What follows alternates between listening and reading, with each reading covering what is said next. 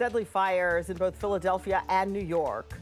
This one happened in the Bronx yesterday. 19 people, including children, were killed. At least 60 other people were hurt. Fire officials say this one may have started from a space heater. So with these two tragedies, a lot of people are saying, what can we learn to make sure that more lives can be saved in the future? Let's get to 10 TV's Clay Gordon, because Clay, you've really been looking into this and looking at some safety measures that a lot of people could really put into play. Yes, thanks Tracy and Angela. I'm joined by Chief Steve Martin from the Columbus Division of Fire. He's a battalion chief there. Chief, good morning.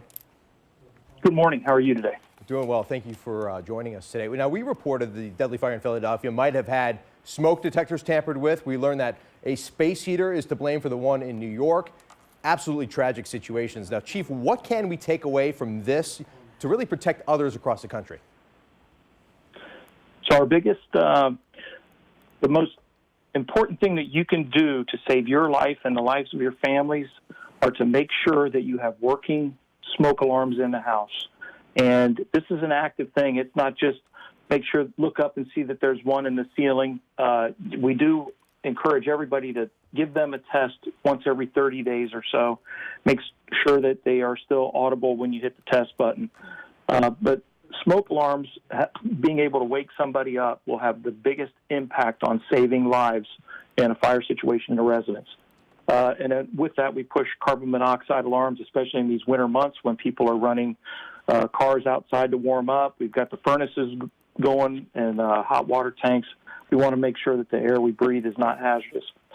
And I want to get back to you on that with the smoke alarm hotline. But the other thing, space heaters. Space heaters are used all the time, but there's some things that we want to make sure everybody is safe with, and that is make sure they're on the floor, not on a bed, not on a chair, countertops next to stuff. We want to make sure 3 feet around the space heater is clear of any flammable items. We do not have them running in rooms that are unattended. We want you to plug them directly into a wall, not into a power strip or another type of extension cord. And then we want you to also check that cord out, because the cords over time, they get brittle and they can start cracking and expose wires. And don't lay anything on the wires if they're plugged in, or don't coil the wires. Tie them together, push them under the couch or something to kind of clean it up. We want them exposed on top of everything because they can heat up as well. Now, Chief, you mentioned having active smoke detectors and checking them often. You know, sometimes those are very high up on the ceiling. It's hard for people to check those. Is there someone you could call? Could you call a fire department or maybe an inspector to come over and help you out in situations like this? Absolutely. So in Columbus, for Columbus residents, we have the smoke alarm hotline, we call it, and that number is 614-724-0935. And if you're not good at remembering numbers like me, you can just Google Columbus Fire Smoke Alarm Hotline. It'll take you right to that.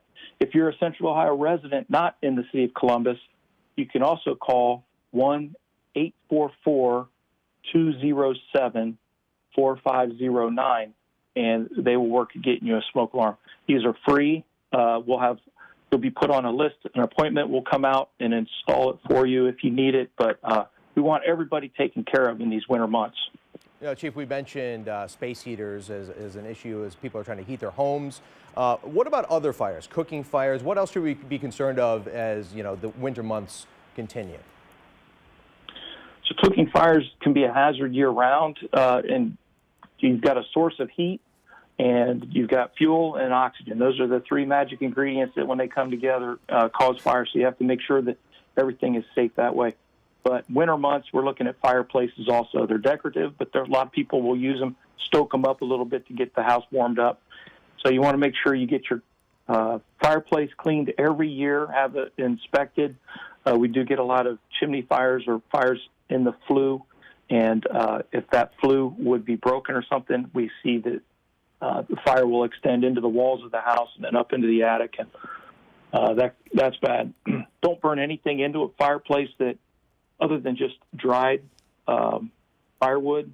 The tree trimmings outside, especially evergreens, are tremendously dangerous. They burn too hot.